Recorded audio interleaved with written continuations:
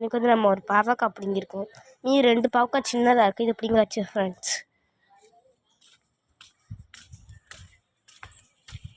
Friends வாங்க இன்னைக்கு நம்ம வெண்டைக்காய் அறுவடை பண்ணுவோம். இந்த இருக்குது ஃப்ரெண்ட்ஸ், இதுதான் ஃப்ரெண்ட்ஸ் வெண்டைக்காய் இன்னைக்கு அறுவடை பண்ணுவோம் ஃப்ரெண்ட்ஸ்.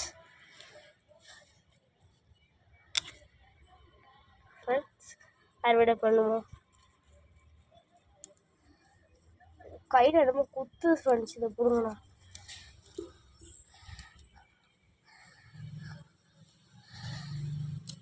முடிஞ்சிச்சு ஃப்ரெண்ட்ஸ்.